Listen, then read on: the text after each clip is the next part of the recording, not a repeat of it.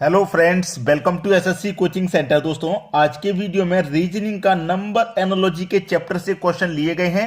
तो आप इस पहले क्वेश्चन को करके दिखाइए, तो आपको मालूम हो जाएगा कि आपके एग्जाम की जो तैयारी है वो कैसी चल रही है।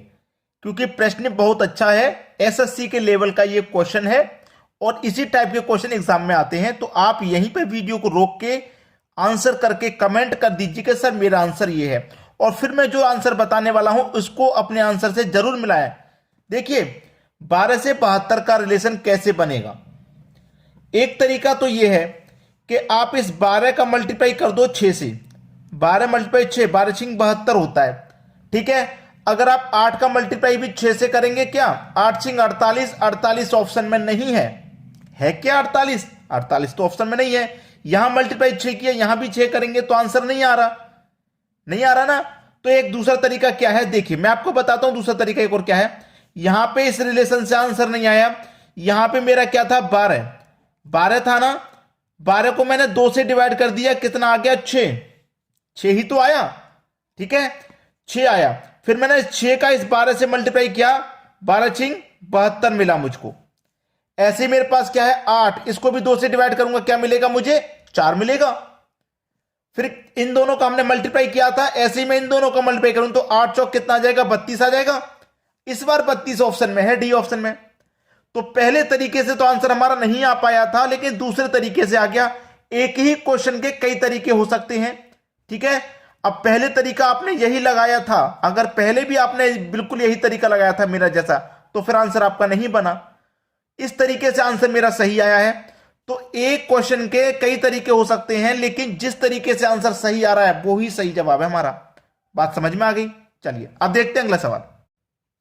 अगला सवाल है, 8 से 62 बनेगा तो फिर 9 से क्या बनेगा। ये आसान सवाल है, इसको मैं आसान कहूंगा क्योंकि हमारे पास ये जो 8 है ना, इसका अगर मैं स्क्वायर कर दूंगा तो 64 आ जाएगा, और मुझे चाहिए 62। तो 64 में से अगर मैं 2 माइनस कर दूंगा तो 62 आ जाएगा। क्लियर है? बिल्कुल वैसे ही ये मेरे पास 9 है, 9 का मैं स्क्वायर कर दूंगा तो 81 आ जाएगा। स्क्वायर में से यहां 2 माइनस किया, यहां भी 2 माइनस कर देंगे, 81 में से 2 जाएगा, 79 आ जाएगा। ये मेरे ऑप्शन में बी में दे रखा है। तो ये मैंने पहले ही बोला था कि भाई ये तो आसान है। ठीक है, देखिए आगे हम वीडियो में बढ़ने से पहले मैं आपको एक बात बता दूं, अगर आपको हमारे वीडियोस अच्छे लगते हैं तो लाइक और शेयर कर दिया करें भाई। ठीक है, इतना काम आप जरूर करा। अब देखते हैं अगला सवाल। अगला सवाल है, 6 का रिलेशन 5 से है तो 8 का रिलेशन क्या होगा। इस क्वेश्चन में बहुत सारे बच्चे फंसेंगे, नहीं कर पाएंगे, मुझे मालूम है। और जब नहीं कर पाएंगे तो छोड़ के फिर आगे ही बढ़ जाते हैं। वो सोचते हैं इसमें टाइम बर्बाद करना बेकार है, क्योंकि समझ में ही नहीं आ रहा करना क्या है। अब ऐसे क्वेश्चन में क्या करना रहता है, देखिए आपके पास ये जो 6 है, आप 6 कैसे बना सकते हैं। अगर आप 2 और 3 का मल्टीप्लाई करें, 2 त्रिक का 6 हो गया, लेकिन आपको 5 भी तो चाहिए कि नहीं। तो देखिए, जिन संख्याओं का आपने मल्टीप्लाई किया है, बिल्कुल उन्हीं संख्याओं को जोड़ के आपको 3 5 बन जाएगा। 2 मल्टीप्लाई 3 6, 2 प्लस 3 5। बिल्कुल वैसा ही लॉजिक यहां पे सोचिए कि 2 का मल्टीप्लाई 4 से करेंगे 8। जिन संख्याओं का मल्टीप्लाई हो रहा है ना, उन्हीं को जोड़ना है। अब यहां पे 2 और 4 का मल्टीप्लाई हो रहा है तो 2 और 4 को ही जोड़ना है। 2 और 4 को जोड़ेंगे तो 6 मिल जाएगा मेरा। सी ऑप्शन सही जवाब है। एक बार मल्टीप्लाई और एक बार जोड़ेंगे, एक बार मल्टीप्लाई, एक बार उन्हीं संख्याओं को जोड़ लेना है, आंसर आ जाएगा। चलिए अब देखते हैं अगला सवाल। अगला सवाल है आपका, दिए गए विकल्पों में से विषम को चुनिए। 39, 78, 89 और ये है आपका 53। इनमें से पूछा जा रहा है कि विषम संख्या कौन सी है। विषम को पूछा है। विषम संख्या वो जो 3 किसी ना किसी प्रकार से समान होंगी, ठीक है, और कोई एक अलग होगी। तो यहां पे आपको अगर थोड़ी सी भी संख्याओं की जानकारी है तो आप देख के ही बता दोगे कौन सा सही है, कौन सा सही है, देख के बता दोगे। अब मैं यहां पे डी ऑप्शन को सही कर रहा हूं। क्यों सही कर रहा हूं, किसी को समझ में आया क्यों सही कर रहा हूं? क्योंकि डी जो मेरे पास है, ये मेरे पास अभाज्य संख्या है। अभाज्य, जो किसी संख्या से नहीं कटेगी, अभाज्य संख्या है ये। अभाज्य संख्या कौन कौन सी होती हैं? जो केवल 1 से डिवाइड हो जाए जिनमें, और स्वयं से हो जाए, बिल्कुल स्वयं से। जैसे 53 में या तो 1 से डिवाइड जाएगा या फिर स्वयं 53 से ही जाएगा, और किसी संख्या से नहीं जा सकता। अब मैं 39 की बात करूं ये 13 से कट जाएगा, यानी कि 1 से कटेगा, 39 से भी कटेगा, लेकिन ये 13 से भी कट जाएगा और 3 से भी कट जाएगा, इसलिए ये मेरा विषम अभाज्य संख्या नहीं है। 78 की बात करूं, ये कितने से कट रहा है? 13 से ये भी कट रहा है ना, 3 से भी ये कट रहा है, ठीक है, इसलिए ये भी नहीं होगा मेरा भैया अभाज्य। इसको देखेंगे, ये भी 3 से कट रहा है, ये भी नहीं होगा। ये सभी संख्या मेरी 3 से कट रही है, ये 13 से भी कट रही है, लेकिन ये मेरी अभाज्य संख्या जो किसी से नहीं कट रही, ठीक है, यही सही जवाब हो गया। चलिए अब देखते हैं अगला सवाल। अगला सवाल है आपका 2, 3, 5, 5 के बाद क्या आएगा, ये पूछा है। अब देखिए, बहुत सारे बच्चे जो तैयारी करके नहीं गए एग्जाम में, अच्छे तरीके से उन्होंने माइंड नहीं लगाया और जल्दी जल्दी में तैयारी करके चले गए एग्जाम देने, वो इस 6 को आंसर कर देंगे। भाई 2 के अगली संख्या 3, 5 की अगली संख्या 6, कर दिया आंसर। वो सोचेंगे हमारा बिल्कुल सही हो गया, बहुत आसान सवाल दे दिया एग्जाम में। आसान तो देगा ही नहीं, बिना लॉजिक का तो कोई सवाल देगा ही नहीं। अब इस क्वेश्चन को एग्जाम में जब दे दिया तो आपको पता ही नहीं है इसमें क्या लॉजिक है। सीरीज क्या है?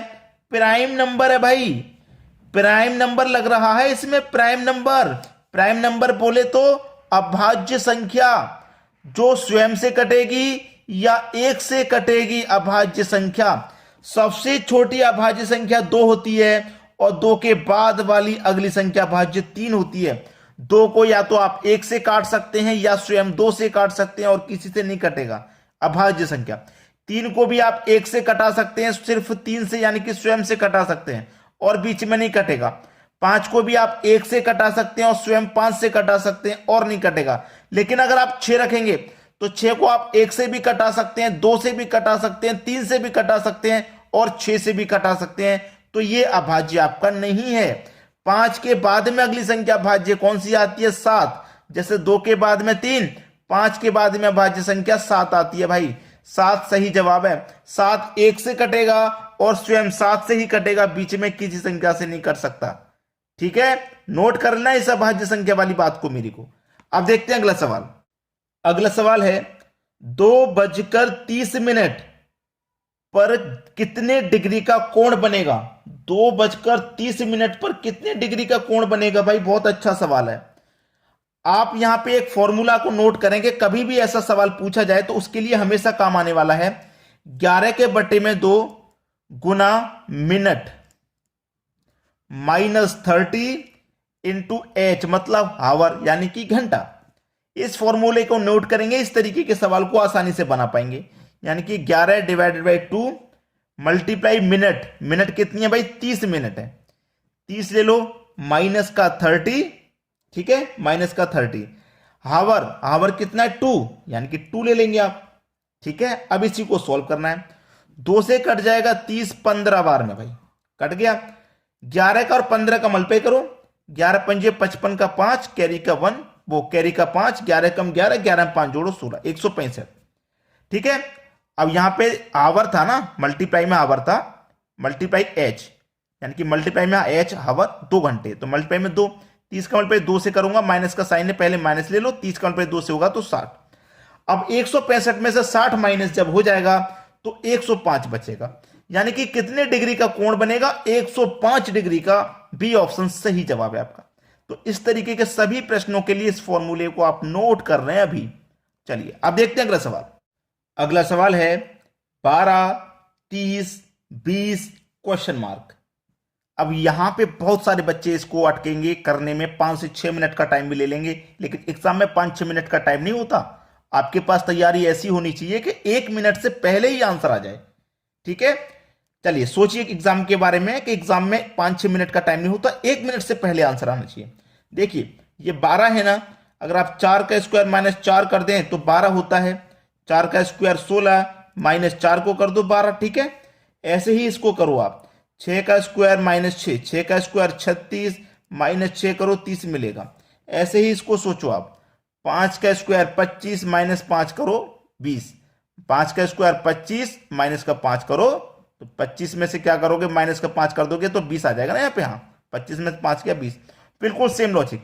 4 के बाद 6 हुआ, 5 के बाद में 7 हो जाएगा, क्योंकि 4 में आप 2 जोड़ेंगे तो 6, ऐसे 5 में भी 2 जोड़ेंगे तो 7। तो 7 का स्क्वायर माइनस 7 करेंगे, 7 का स्क्वायर 49 माइनस 7 कर दो, 49 में 7 जाएगा तो 42 आ जाएगा। डी ऑप्शन है सही जवाब। एग्जाम में आना, एग्जाम में आएगा ये सवाल, ये मान लीजिए आप। चलिए अब देखते हैं अगला सवाल। अगला सवाल है आपके क्वेश्चन में कि 2 का रिलेशन 7 से है तो 1 का रिलेशन फिर किस संख्या से है? 2 से 7 बनाइए। चलिए 2 से 7 के पास कैसे पहुंच सकते हैं आप? स्क्वायर करके नहीं पहुंच पाएंगे, क्यूब करके पहुंच सकते हैं। अगर आप 2 का क्यूब करते हैं तो 2 का क्यूब कितना होता है? 8, और उसमें से माइनस अगर आप 1 करते हैं तो 7 बन जाएगा। समझ में आया? अब यहां पे आपने पहली संख्या का क्यूब किया तो यहां पे भी आप पहली संख्या का क्यूब ही करेंगे। तो क्यूब कितना आता है? 8। यहां पे 1 का क्यूब 1 ही आएगा, और क्यूब में से यहां पे -1 किया तो यहां भी क्यूब में से आप -1 करोगे तो 1 में से 1 जाएगा तो 0 आएगा। आंसर आपका डी ऑप्शन है, बिल्कुल सही। कौन सा ऑप्शन? D option. चलिए अब देखते हैं अगला प्रश्न। अगला सवाल है 8 का रिलेशन 28 से है तो 27 का रिलेशन फिर किससे है? बहुत अच्छा सवाल, बेहतरीन क्वेश्चन। देखिए ये मेरे पास 8 है। पिछले क्वेश्चन मैंने शायद बताया था कि 2 की पावर 3 का मान 8 होता है। ये 28 है।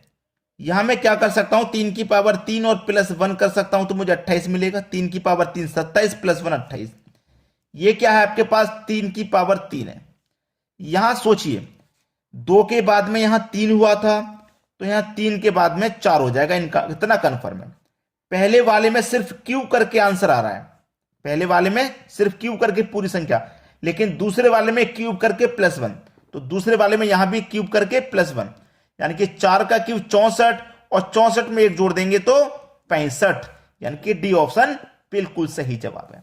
तो मैं फिर से एक बात बोलूंगा कि वीडियो जब आपको पसंद आया है तो शेयर और लाइक जरूर करें। ठीक है दोस्तों, धन्यवाद।